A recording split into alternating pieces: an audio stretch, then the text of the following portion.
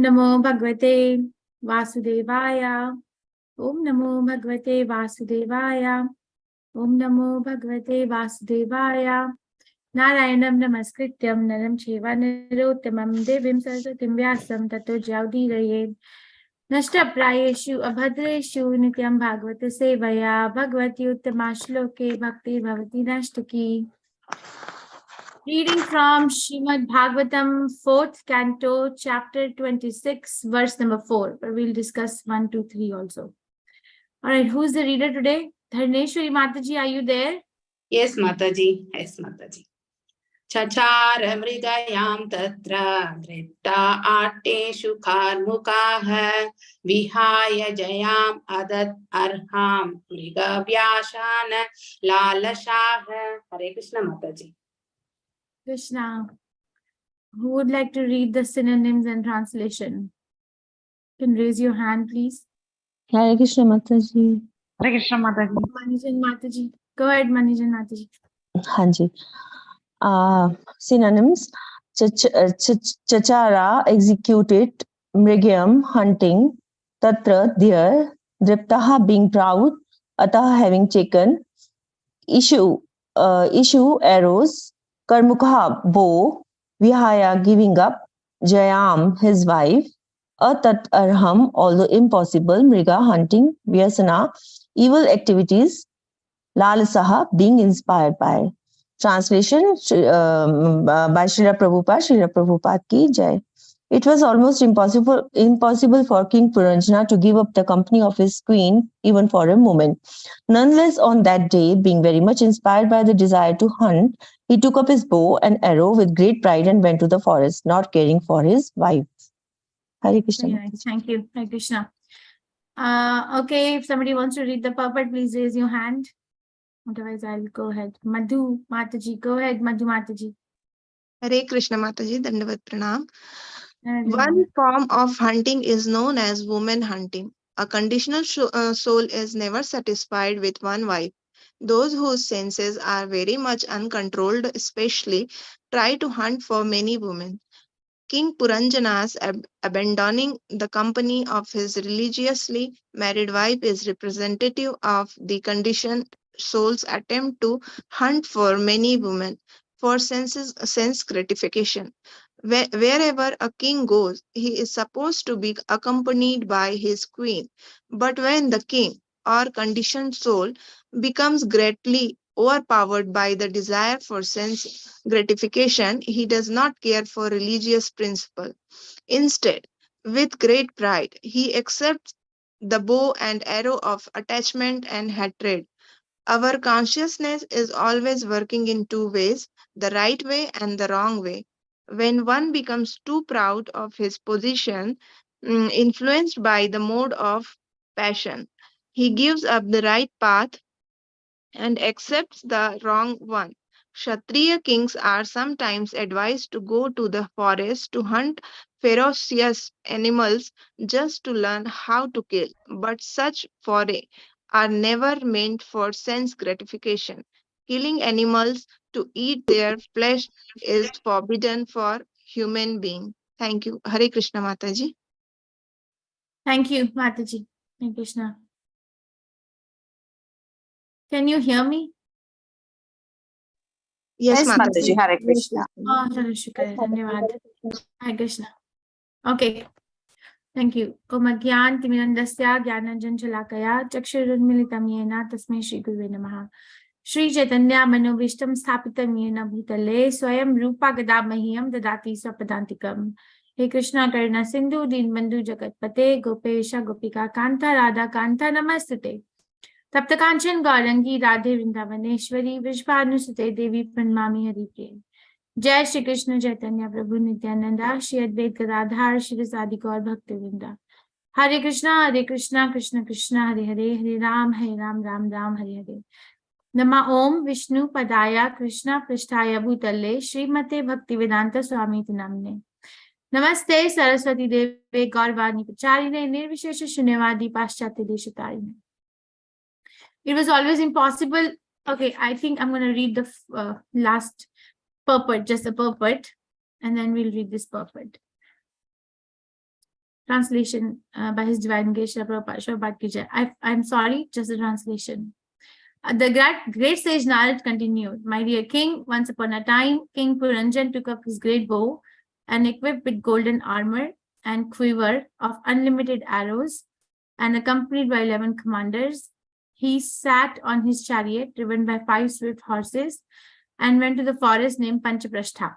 He took with him in that chariot 2 explosive arrows. The chariot itself was situated on 2 wheels and 1 revolving axle. On the chariot were 3 flags, 1 rein, 1 chariot driver, 1 sitting place, 2 poles to which the harness was fixed, 5 weapons and 7 coverings.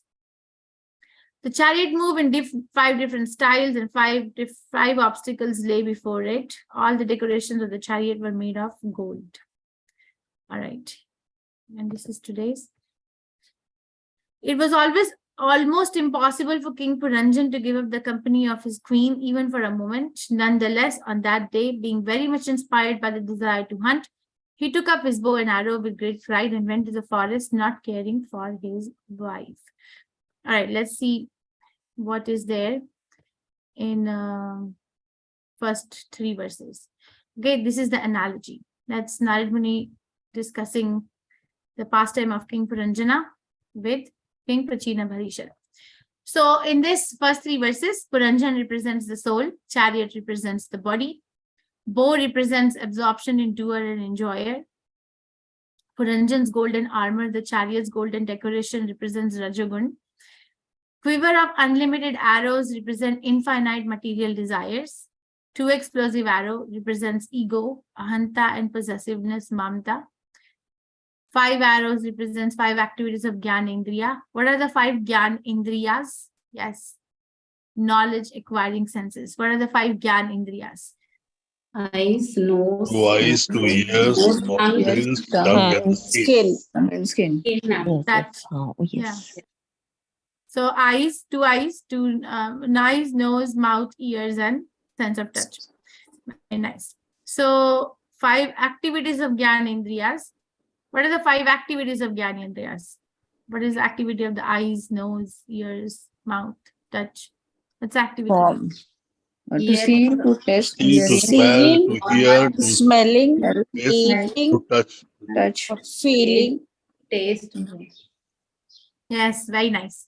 And so 5 arrows that he had represents 5 activities of Gyan Indriyas. 5 horses which were moving very swiftly represents 5 Gyan Indriyas, easily attracted by senses. Now these horses, they're very, so all these 5 Gyan Indriyas are very attracted to the objects of senses. You know, if there is like a nice music would turn, if there is a nice shop selling something very nice, sometimes I see that on social media or something, people are like advertising where they're traveling, what they're eating. There are different kinds of cuisines they are trying. Yeah. Yes. Do you see that sometimes? Yes, Yes. So it means that they're actually the tongue and the eyes are, and the nose are attracted. And so they go and capture the sense objects. And then they make the sense objects and senses touch. And then there's this sense of happiness. And it has been publicized as being the happy life. But according to Krishna, it is a source of what? According to Krishna, what is this? Yehi samsparshaja bhoga. What is it? What is it? According to Krishna, the happiness that comes from the touch of the senses and sense objects is what? Source of miseries. Yes, very nice. So it's the beginning of misery. Like Krishna says, the beginning of misery. It's like, you know, when we are actually contacting our senses, when they're objects, without Krishna consciousness, our miserable life starts from there. But that has been advertised in the whole world as being the definition of being happy. You see how hollow our life is? Very hollow. There is no foundation of spiritual consciousness, and we are being dragged. That's why there's horses are moving very swiftly. People get attracted. What I eat in a day, what I eat in this country, what I eat in this plane, eat, travel. Oh my Krishna. 2 wheels of the chariot represents sinful and pious activities. The revolving axle, which connects the two wheels, according to this, represents Pradhan, or the origin of all this. 3 flags represent 3 modes of material nature, and 5 supports of the flags represent, 5 supports of the chariot are representing the 5 kinds of air in the body. And the rein through which the horses are being held, represent the mind.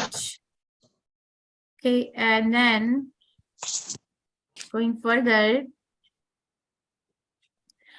driver represents intelligence, sitting place is the heart, 2 poles to which the harness is fixed is lamentation and illusion, which actually causes our bondage. So according to the Supreme Personality of Godhead, we are bonded in this material world because we are lamenting for something which we have lost, and we are always in illusion of acquiring something which we don't have yet.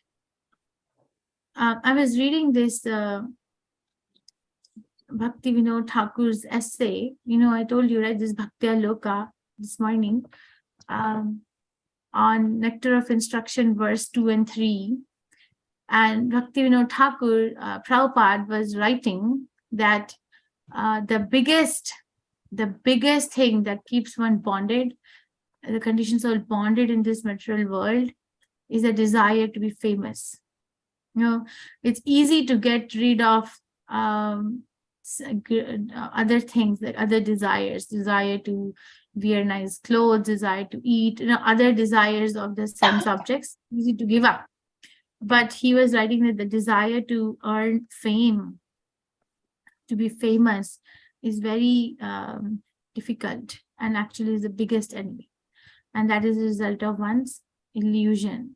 Famous about what? Famous about what I'm doing with my gross body and subtle body, right? And I become famous and I become absorbed in that consciousness, and then I transmigrate to another body.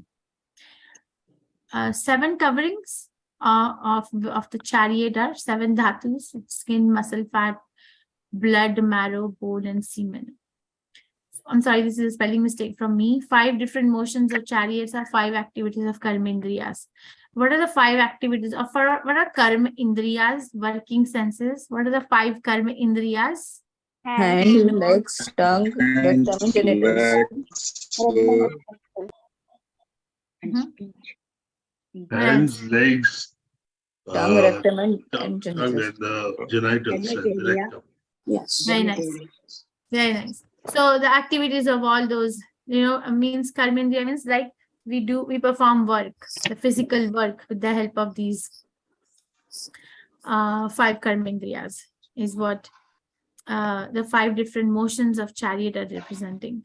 5 obstacles, uneven road, again it is representing the 5 kinds of airs that are moving in the body. 11 commanders are 10 senses and mind, which mind is the leader, which is leading these 10 senses.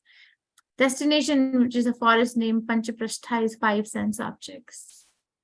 So all this, we are actually moving our gross body and subtle body towards a destination which includes 5 sense objects. What is it that my senses want to enjoy? It's very deep. This chapter is very informative. Now, King Puranjan is very difficult for him to forget the company of his wife and or the queen. So, but he has a desire to hunt.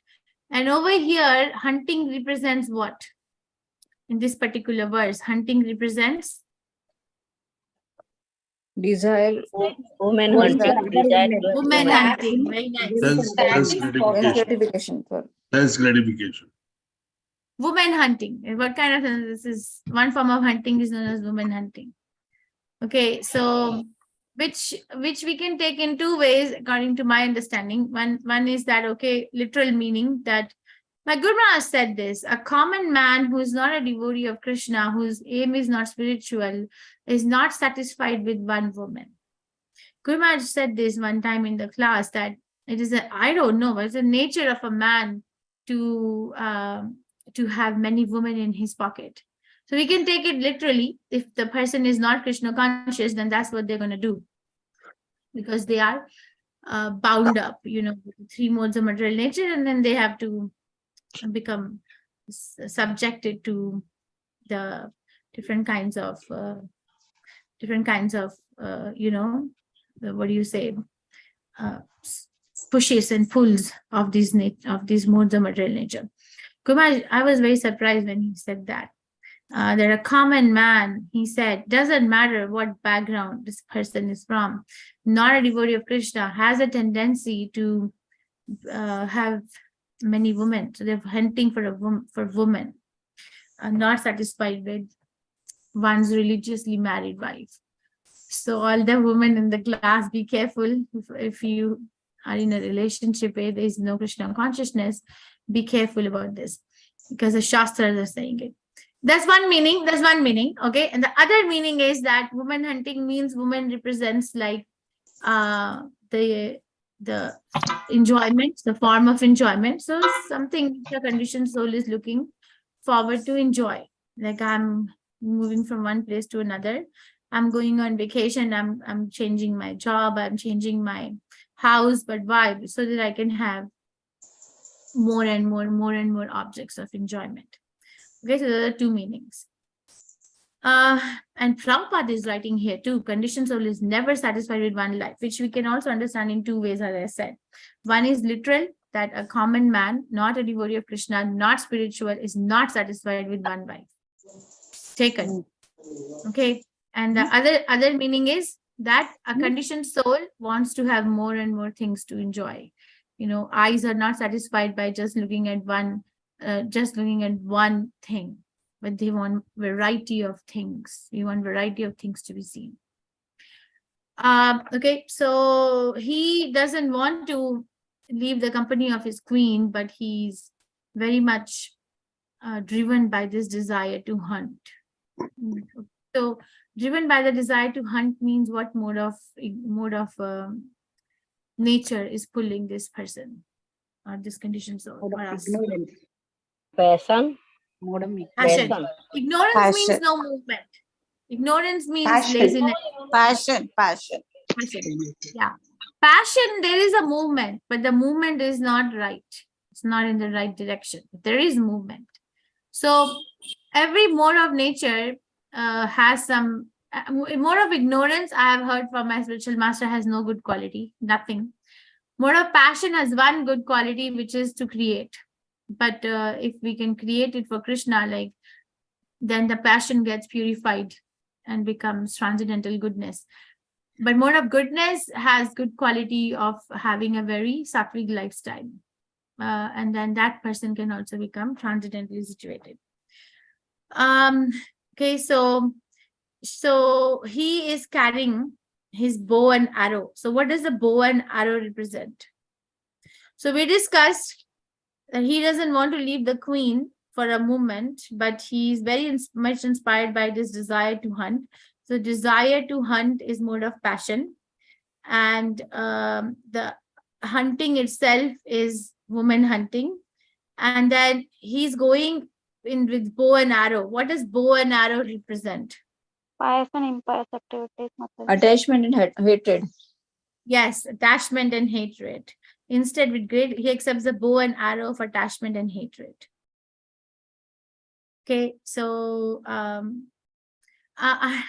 this is my personal realization. I don't know who I was talking to earlier, but my personal realization is that every conditioned soul is carrying some sort of trauma. We're carrying some sort of trauma in our back of our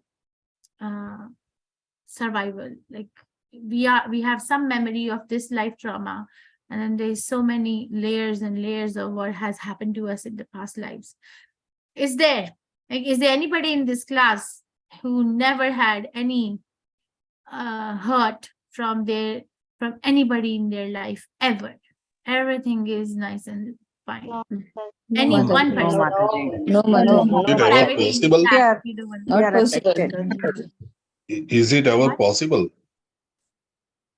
If you are in Krishna it's an open-ended consciousness, it's question. possible. Huh? If you are in Krishna consciousness, it is possible. There's no duality. Whatever we get, Let's talk about our level. I would like to stick to what level we are on. Because even becoming Krishna conscious is not so easy. It's not so easy. And my god brother, Jankinath, he was a brahmachari in London, and he had liver cancer, and he used to tell us that it's not so easy to have this sense of attachment and hatred from anything in this matter. It's not so easy to be able to tolerate the material pain of the body. No, it's not. So let's talk about what level we are in, because this is our personal growth, right? Let's focus on our own consciousness and get inspired by each other's sharing. So I really want to focus on where we are.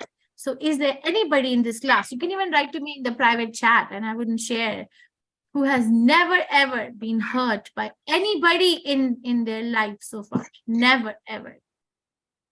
Never. Okay, so I take the silence as a no. There's nobody. Yes. So that makes us united in one sense, that we are united, that we agree that I don't want to get. How many of us wanted to get hurt? It was like a desire. I want to get hurt by. Nobody. Huh? No one will say that. But we still got hurt, right? My So suffering only brought me in Krishna consciousness, Mataji. the suffering brought you to Krishna consciousness. Is that what you're saying? Yes. Mukesh के गाने famous इसीलिए है कि everybody is hurt. Well, okay, can say it. Okay, okay, I cannot, no, nothing to say there. Anyway, so what I'm trying to say is a bow and arrow represents attachment and hatred. So if we dig down the origin of hatred or dislike, because hate is a very strong word, it's a very strong feeling. Dislike is one level, but hatred is like a very, very strong feeling. It's to the extent that the conditioned soul actually wants to do some ill to the other person. Dislike is okay, I don't like. Some I might choose to ignore, but hatred doesn't let a person ignore. We have to like act on it. It's for force. That's why it's a bondage, because it makes us act, and then we get entangled in those illusory activities that we do. So what I'm trying to say is that we are moving in the world, okay, and then I like someone, I don't like someone, or I am liked by someone and I'm not liked by someone. So we are actually, as long as we are going to be absorbed, it's okay to know. One level is in the beginning of Krishna consciousness, okay to know that I have inclination of affection to this person and I probably should ignore that person. It's okay to know. It's okay to draw the boundaries. But where is the illusion? Where is the illusion? The illusion is that, because even in spiritual world, there is like dislike and like going on at the spiritual level. Paksha we study, or even Krishna's pastimes, with the gopis mostly. So where is the illusion? The illusion is getting absorbed in one's identity, that I'm the body, and if I have to become happy, then I have to do something wrong to this person who I hate. The 16th chapter Bhagavad Gita, right? Person in the mood of passion thinks, then I am the king, I have killed this person. So many of my enemies are dead, and I'll kill other enemies, and I'll reign, and I will do some pious activities and give some charity. Do you remember 16th chapter Bhagavad Gita? Krishna explains like that. I'm planning out how to make more and more money. Right, and how to become more and more happy. Okay, and attachment. What's the problem with attachment? Because what's the problem? The problem is that what's the problem? Let me ask this. Let's say that I'm very, very attached to something or some place or some person or some people. If you are already attached, then you have no possibility of attaching elsewhere. If you want to attach to Krishna, you got to detach from where you are attached. All right, so that's like detach, attach. Okay, thank you. Anyone else? Thank you, Dr. Parik. So attachment mein kya problem hai? What's the problem? Like hatred, I told what's the problem? That actually one is compelled and forced to do irreligious activity out of the hatred. What is the problem with attachment? Less Once we are developed. attached, Mataji, Feelings once we are develop. attached to Feelings develop. something, Anger delusion, Mataji, and will fall down. we want to get it. It is bondage. Attachment is bondage. Bondage to what? Bondage to what? Go To deep in it. material things. Material things. So Prabhupada used to say so many times that I am so attached to all my disciples. So what is that attachment then? Even if somebody left the movement, so many devotees left when Srila Prabhupada was there. They left because they couldn't carry on. They found it difficult. But Prabhupada never left them. They left, but Prabhupada never left them. There is deep, deep sense of attachment. So what's the problem, or what's the difference there? Srila Prabhupada has attachment not for himself. It is the attachment for the opposite party. Opposite party matlab? I mean, the opposite people, the disciples, and he wants to deliver them, and that's why he has an attachment. He doesn't want any benefit for himself at all. That attachment is Materialistic different than our attachment. material attachment. Our Yes. material attachments are always for our own sense gratification or for our own self. Okay, very nice. Thank you. Anyone else? The other Attachment example leads that we to can give is if you are... entanglement. Sorry, Mataji, carry on. Attachment leads to entanglement. Prabhupada's attachment is to take the disciples back home to Godhead. That is. Dr. Parik, you were going to give an example? I was just saying, as we say, attachment, if we are married, we are attached to one woman, and that's why you are prohibited to find another wife. So similarly, if you want to get a new attachment with Krishna, you got to detach yourself first. Otherwise, you are already attached somewhere. Okay, that we can look at it that way. Or the vision changes to the person that I was attached to. Like I was attached to a person because I had the bodily designation, right? The husband and the wife, or mother and the children, or father and the children, like that. But the perspective changes, and I'm attached to you because you belong to Krishna. And I also belong to Krishna. So why don't we help each other to go back to Krishna? So that's a very deep attachment. So Shri Baba's attachment is like that. That don't get lost in the material world, because this is a nice chance. In a very short span of life, such a big goal can be achieved, which has not been achieved in so long, can be achieved. So get attached to, Prabhupada used to say, get attached to the movement, get attached to the parampara, and then I will give you the corner of my dhoti and drag you to the Goloka Vrindavan. So Prabhupada said that. And I'll give you the corner of my dhoti and then drag you to back door of Goloka Vrindavan. The problem with the material attachment is that we get very absorbed. Again, the false ego, right? Like my sense of identity is defined by that attachment. And when that attachment disappears, which it is going to disappear, with the course of time, the time is very forceful. It takes away everything. That's the nature of the time.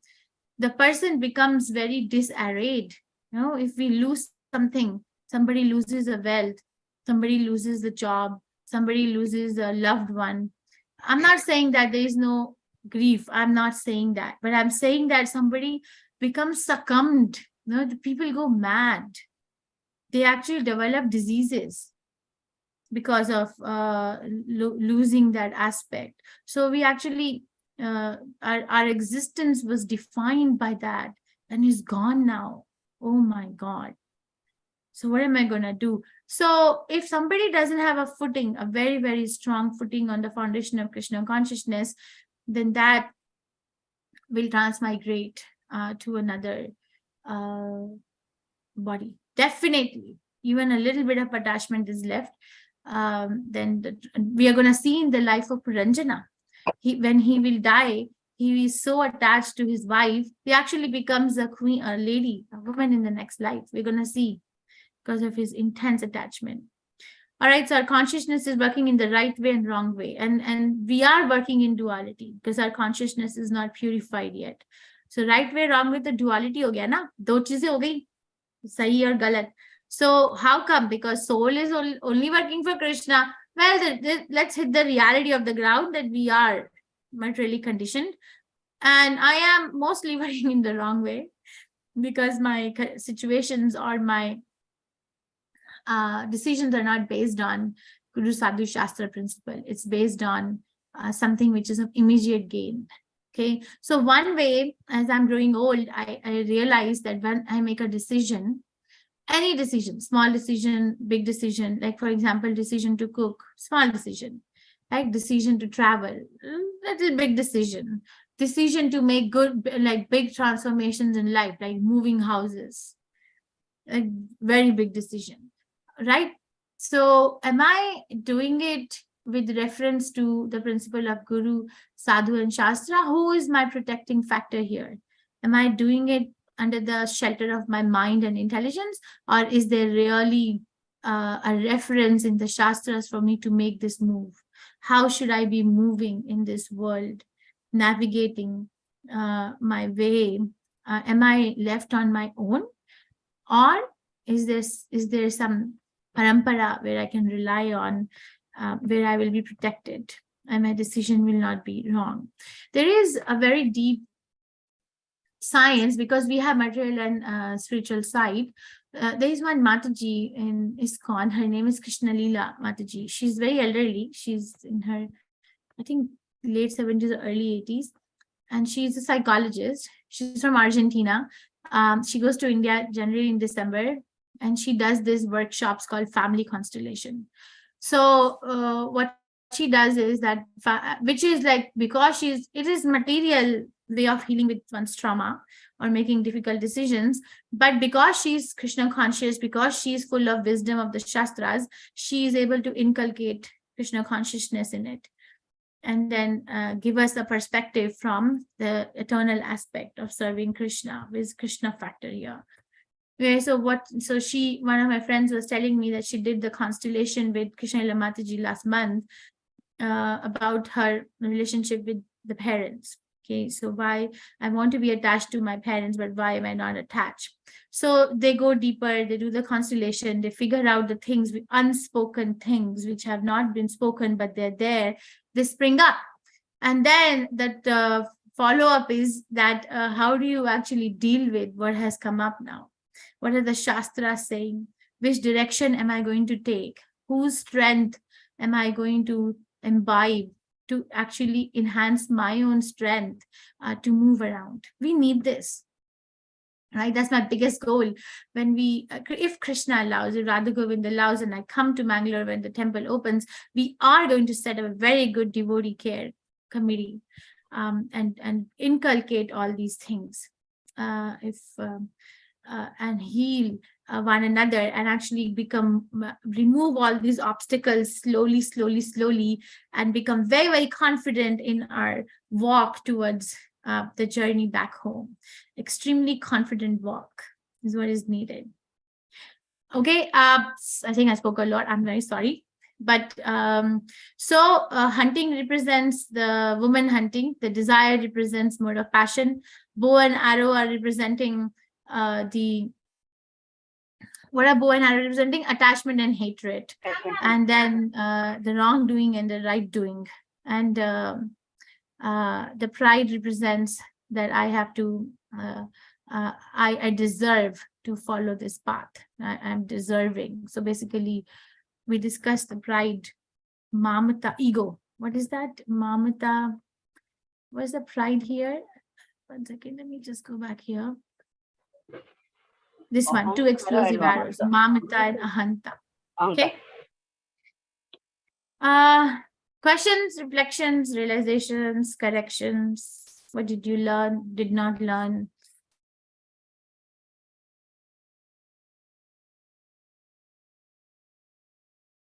Okay, and when we start the offline